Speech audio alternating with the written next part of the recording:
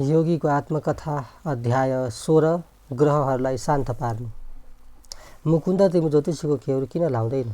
लगाउनु पर्छ र गुरुदेव, म ज्योतिषीमा विश्वास गर्दिनँ। यो विश्वासको कुरा होइन। कुनै पनि विषयमा वैज्ञानिक धारणा के हुनुपर्छ भने त्यो सत्य हो कि होइन। गुरुत्वाकर्षणको सिद्धान्तले त्यो न्युटनभन्दा पहिले पनि त्यति नै सुचारू रूपले काम गर्दथे। उनीपछि यदि उनका नियमहरू मानव विकासका आधारमा मात्र चलेका भए यो ब्रह्माण्डमा खैला बैलामा छिन्थ्यो। पाखण्डीहरूले गर्दा प्राचीन नक्षत्र विज्ञान वर्तमानमा बदनाम भयो। गणित र दर्शन दुवै दृष्टिले ज्योतिष शास्त्र धेरै विशाल छ। यस विषयको गहिरो ज्ञान राख्ने मानिस बाहेक अरू कसैले ठिकसँग बुझ्न सक्दैन। यदि अज्ञानी मानिसले ब्रह्माण्डलाई गल्ती पढेर अर्थको अनर्थ गर्यो भने त्यो पूर्ण विश्वमा स्वाभाविक हो। कसैले बुद्धिमानहरूलाई नमाने पनि ज्ञानको परित्याग गर्नुहुन्न। सृष्टिका सबै अंशहरू एकअर्कासँग जोडिएका छन् र एकअर्कामा प्रभाव पार्दछन्। ब्रह्माण्डको सन्तुलित लय परस्पर आदान प्रदानमा निर्भर हुन्छ। गुरुदेवले अगाडि भन्नुभयो, मानिसले मानवका रूपमा दुई किसिमका शक्तिसँग सामना गर्नुपर्छ। पहिलो क्षिति, जल, अग्नि, हावा, आकाशको सम्मिश्रणले बनेको शरीरभित्रको खलबल। दोस्रो प्रकृतिको बाह्य ध्वज शक्ति। जबसम्म मानिसले आफ्नो नश्वरताका साथ सङ्घर्ष गर्छ ऊ माथि पार्थिव र अपार्थिव असङ्ख्य परिवर्तनको प्रभाव परिरहन्छ। ज्योतिष विद्या ग्रहहरूको प्रभावबारे मानिसको प्रतिक्रियाको अध्ययन हो। ग्रह नक्षत्रको कुनै उपकार गर्ने चेतना हुँदैन। तिनीहरूले खालि धनात्मक र ऋणात्मक किरणहरू विकिरण गर्छन्। उनीहरू आफैले मानवलाई सहायता वा नोक्सान पुर्याउँदैनन्, तर तिनीहरूले प्रत्येक मानिसले भूतकालमा गरेको काम कारणको सन्तुलन बनाइराख्न नियमअनुसार माध्यमको काम गर्छन्। बच्चाले त्यस बेला र त्यस दिन जन्म लिन्छ जब ग्रह नक्षत्रहरूमा किरणहरू उसको व्यक्तिगत कर्मसँग गणितिक रूपले मेल खान्छन्। उसको जन्म कुण्डली उसको चुनौतीपूर्ण चित्र हो, जसमा उसको अपरिवर्तनीय भूत र सम्भाव्य भविष्य झल्किन्छ। तर अन्तर्ज्ञान भएका मानिसहरूले मात्र मानिसको जन्मफल राम्रोसँग सही बुझ्न सक्छन्। यस्ता व्यक्ति थोरै हुन्छन्। जन्मको बेला जुन सन्देश आकाशमा घोषित हुन्छ त्यो भाग्यलाई महत्त्व दिन होइन, भूतको राम्रो र नराम्रो कर्म बरु मानिसलाई उसको विश्वासत्वबाट मुक्ति पाउन प्रेरित गर्नु हो। उसले जे गरेको छ त्यसको सुधार पनि गर्न सक्छ। उसको जीवनमा परिरहेका प्रभावहरूको जेसुकै कारणका लागि ऊ स्वयं जिम्मेवार हुन्छ, अरू होइन। उसले जुनसुकै सीमालाई हटाउन सक्छ, किनभने पहिले त उसले यसलाई आफै उत्पन्न गरेको थियो र उसँग आध्यात्मिक शक्तिहरू छन् जो ग्रहादिको प्रभावबाट मुक्त हुन्छन्।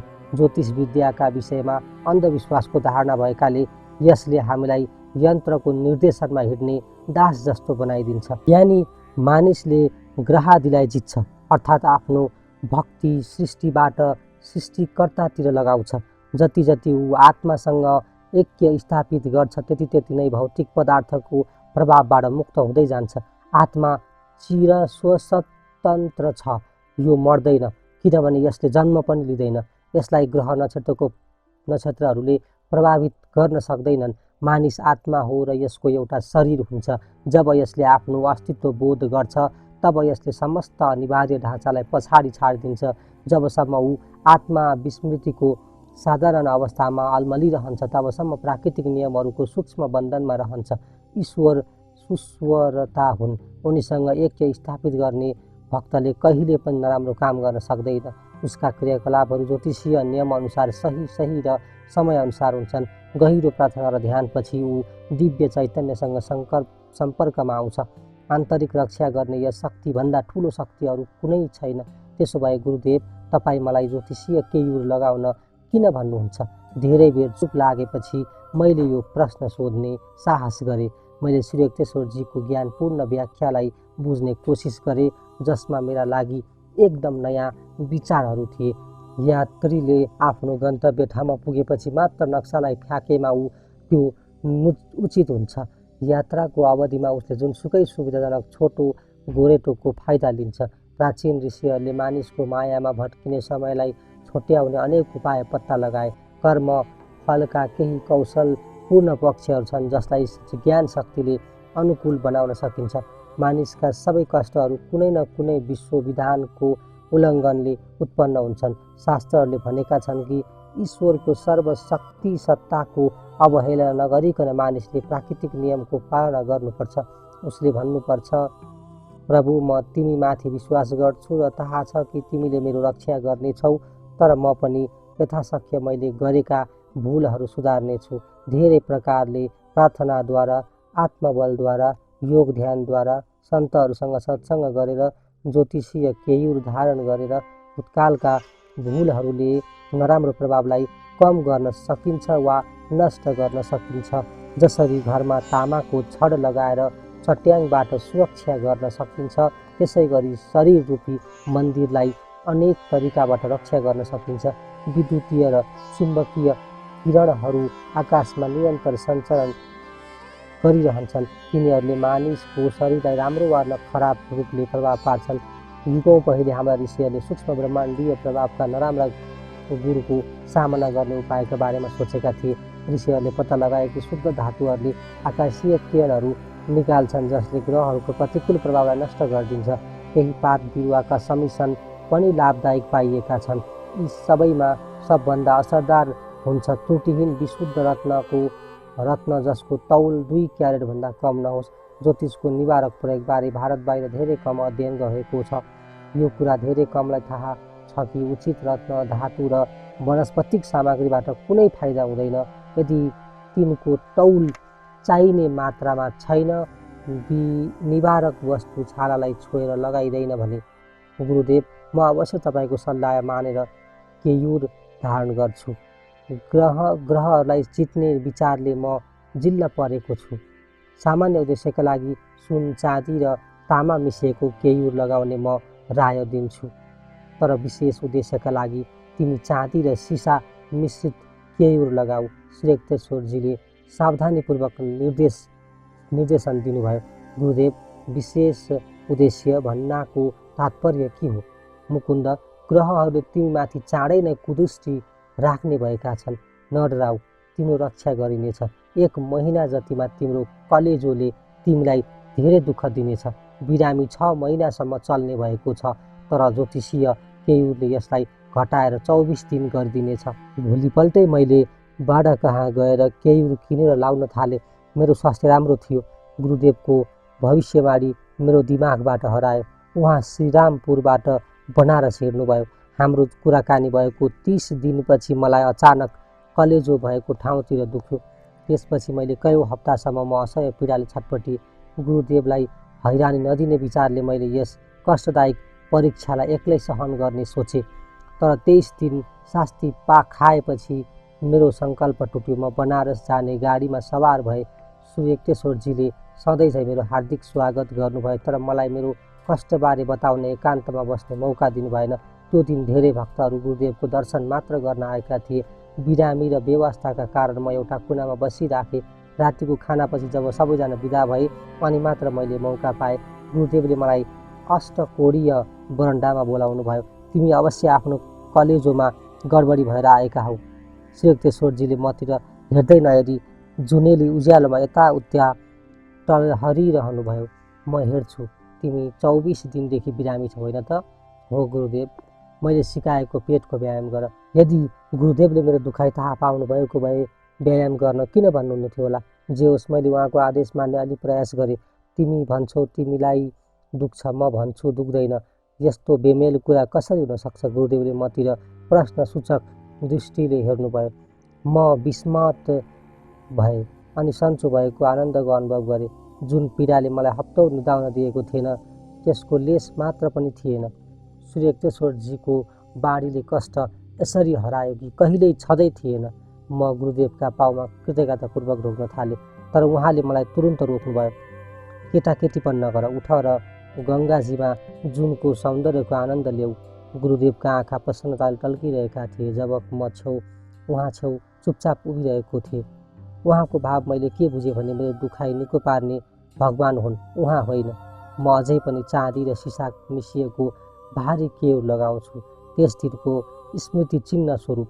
धेरै अगाडि सदा आनन्द दिने जब मैले नूतन ज्ञान पाएँ कि म निश्चय नै मानवका साथ छु। पछि धेरै पटक जब मैले आफ्ना साथीहरूलाई निको पार्न श्वेतेश्वरजी कहाँ लिएर आए, उहाँ धेरै जस्तो रत्न र केयु धारण गर्ने सल्लाह दिनुहुन्थ्यो। त्यसलाई धारण गर्दा हुने ज्योतिषीय लाभबारे बताउनुहुन्थ्यो।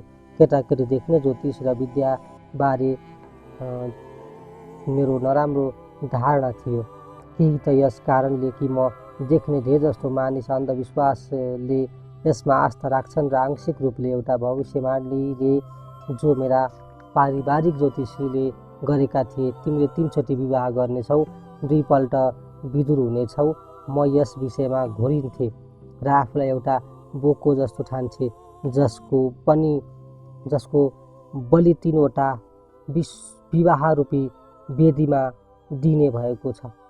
तिमीले आफ्नो भाग्यमा विश्वास गर्नै पर्छ। दाजु अनन्तले मलाई भन्नुभएको थियो, तिम्रो चिनामा लेखिएको छ कि तिमी कम उमेरमा हिमालयतिर भाग्नेछौ, तर जबरजस्ती फर्काएर ल्याइनेछौ। तिम्रो बिहेको भविष्यवाणी पनि अवश्य साँचो हुनेछ। एक रात मलाई स्पष्ट अन्तर्ज्ञान भयो कि भविष्यवाणी एकदम झुटो हो। मैले चिना जलाइदिएँ। त्यसको खडानी एउटा कागजको झोलामा हालेर त्यसमा लेखे, पूर्व कर्महरूको बिउ उम्रिन सक्दैन यदि त्यसलाई दिव्य ज्ञानको आगोमा पोलिदियो भने। मैले झोला एउटा देखिने ठाउँमा राखिदिएँ। अनन्त दाजुले मेरो त्यो विद्रोही वक्तव्य पढ्नुभयो। तिमीले सत्यलाई सजिलोसँग यसरी नष्ट गर्न सक्दैनौ, जसरी कागजको त्यो टुक्रालाई झलाइदियो। मेरा दाजु मेरो तिरस्कार गर्दै हाँस्नुभयो। यो सत्य हो कि जवान हुनुभन्दा अगाडि मेरो परिवारले 3 पल्ट मेरो बिहे गरिदिने कोसिस गर्यो। हरेक पल्ट मैले प्रस्ताव अस्वीकार गरेँ। मलाई थाहा थियो ईश्वरप्रति मेरो प्रेम कुनै पनि ज्योतिषीय दबावभन्दा धेरै प्रबल छ। मानिसको आत्मज्ञान जति गहिरो हुन्छ, उसको आफ्नो सूक्ष्म आध्यात्मिक स्पन्दनहरूद्वारा समस्त संसारलाई प्रभावित पार्छ र उसमाथि गोचरीय प्रवाहको प्रभाव कम गर्छ। श्वेतेश्वरजीका यी प्रेरणाप्रद शब्दहरू मेरो मनमा घुमिफिरी आउँथे। विशेष गरी म ज्योतिषीहरूलाई मेरो सबभन्दा खराब समय कुन हो बताउन भन्थे। त्यस समयमा म आफ्नो हातमा लिएको काम पुरा गरी देखाउँथे। यो साँचो हो कि त्यस्तो बेलामा मेरो सफलताको मार्गमा अनेकौँ ठुला कठिनाइहरू आउँथे, तर मेरो विश्वास हमेसा सही हुन्थ्यो। ईश्वरीय संरक्षण र ईश्वरले दिएको आत्मशक्तिको सही उपयोग। यी शक्तिहरू आकाशबाट पर्ने प्रभावभन्दा बढी प्रभावकारी हुन्छन्। मैले बुझेँ कि जन्मको बेला नक्षत्र र राशिहरूको स्थितिको यो मतलब होइन कि मनुष्य अतीतको दास हो। यसको सन्देश वास्तवमा अहङ्कारका लागि ठेस समान हो। यसको उद्देश्य हरेक बन्धनबाट मुक्त हुन मानिसको दृढ निश्चयलाई जगाउनु हो। ईश्वरले प्रत्येक मानिसलाई आत्माका रूपमा सृष्टि गरेको छ, व्यक्तित्वको वरदान दिएको छ। त्यो अस्थायी भूमिका चाहे त्यो परिश्रमी होस् या पराश्रयी, विश्वरचनाका लागि आवश्यक छ। उसले चाहेमा तुरुन्त र अन्तिम मोक्ष पाउन सक्छ। यो बाह्य नभई आन्तरिक विजयमाथि निर्भर पर्छ। श्वेतेश्वरजीले 24,000 अयन वर्षव्यापी चक्रको वर्तमान गणितीय गणनाको आविष्कार गर्नुभएको छ। यो चक्र आरोही वृत्तहरूमा र आरोही वृत्त प्रत्येक 12,000 वर्षमा विभाजित गरिएको छ। प्रत्येक वृत्तमा 4 युगहरू वा कालहरू कली, द्वापर, त्रेता र सत्य हुन्छन्, जुन ग्रिक धारणाको लौह, तामा, चाँदी र स्वर्ण युग जस्तै हो। मेरा गुरुदेवले विभिन्न गणनाद्वारा यो निष्कर्ष निकाल्नु भएको छ कि आरोही वृत्तांशको कलियुग अथवा लौह युगको सुरुवात लगभग ईस्वी सन् 500 मा भयो। यसको 1200 वर्षको आयुकाल भौतिकवादी हो। यो ईस्वी सन् 1700 मा समाप्त भयो। त्यही वर्ष द्वापर युग प्रारम्भ भयो। 2400 वर्षव्यापी यस अवधिमा विद्युतीय र आणविक शक्तिको विकास, तार, रेडियो, हवाईजहाज र अन्य देशको सीमालाई जित्ने यन्त्र आदिको विकास भयो। 2600 वर्ष अवधिको त्रेतायुग सन् 4100 मा सुरु हुन्छ। त्यस युगमा परिचित सञ्चार र अन्य समय सीमा जित्ने सञ्चार साधनहरूको विकास हुनेछ। आरोही वृत्तांशको आखिरी युग सत्ययुगको 4800 वर्षको अवधिमा मानिसको बुद्धिको उच्चतम विकास हुनेछ।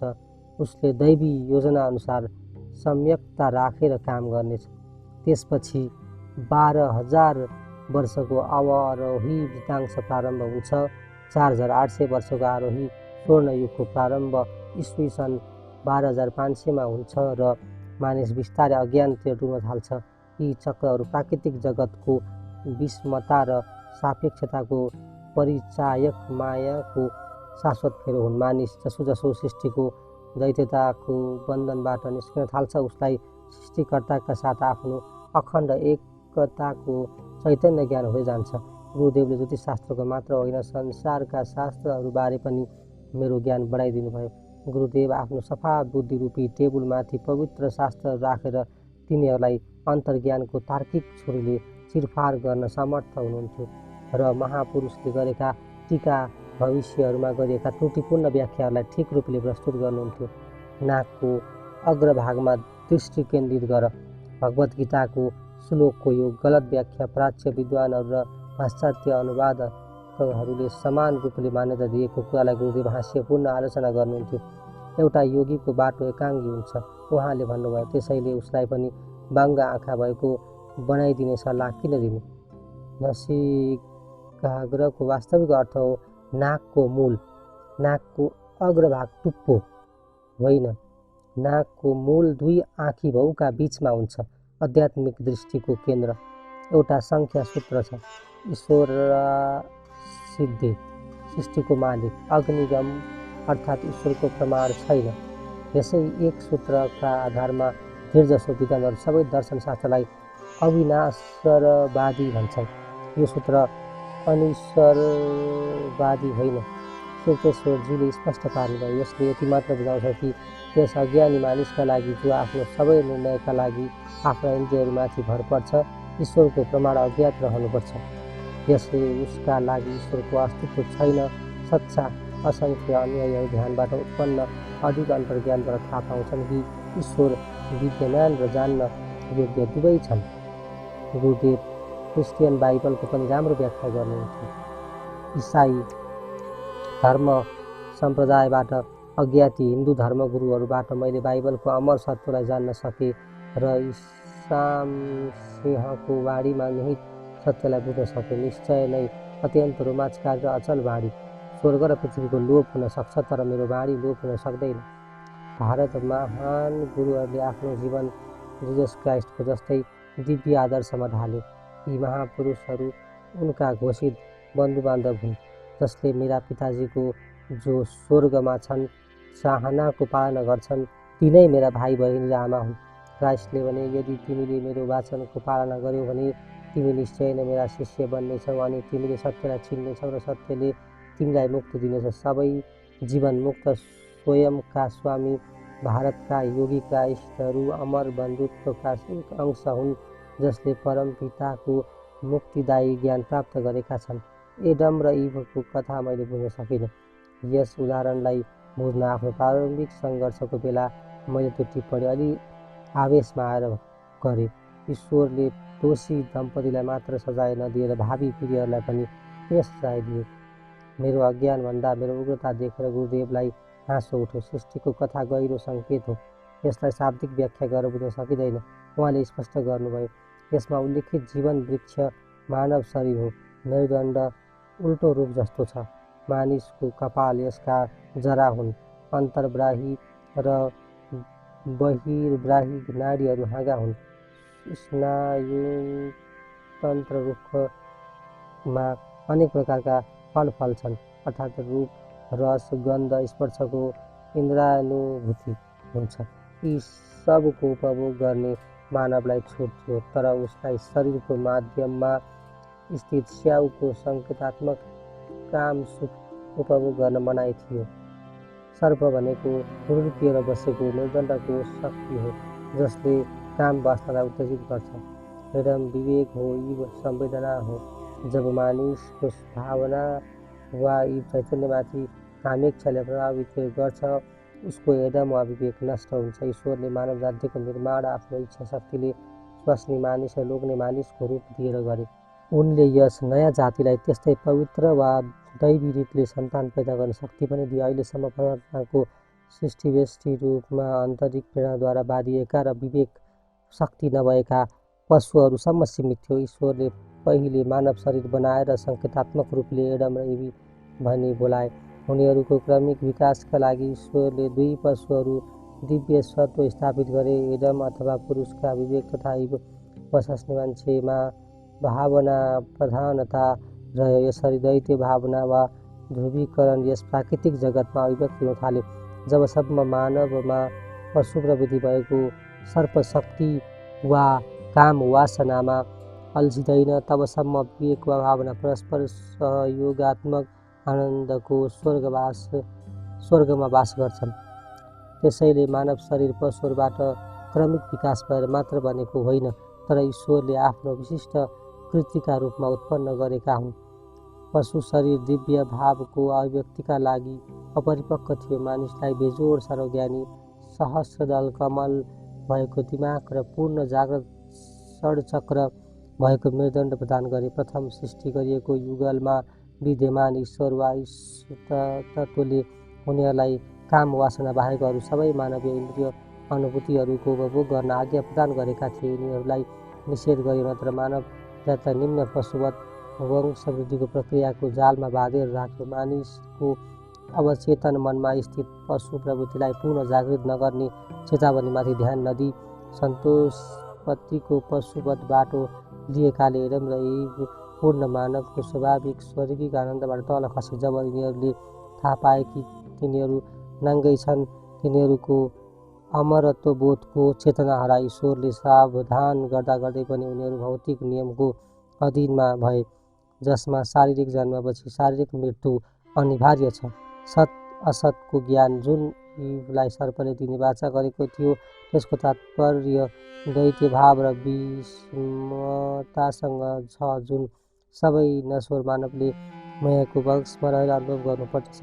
भावना र विवेक अथवा एडम र इभको चेतनाको दुरुपयोगले गर्दा मायाको ब्रह्मजालमा परेर मानिस पूर्ण दिव्य ज्ञानको स्वर्गिक बगैँचामा पुग्ने आफ्नो अधिकार त्याग्छ। प्रत्येक मानिसले यो कर्तव्य हुन्छ कि वा आफ्ना माता पिता अथवा दैत्य भावलाई स्वर्गवाटिकाको एकीकृत समरसता पुनर्स्थापना गरोस्। श्रीकृष्णजीले आफ्नो प्रवचन समाप्त गर्नुभएपछि मैले जिनिसिम्सका पानाहरूमा नयाँ आदरका साथ दृष्टिपात गरेँ। प्रिय गुरुदेव, मैले पनि आज म पहिलो पल्टका प्रति उनीहरूको सन्तानका रूपमा कर्तव्य महसुस गर्दैछु।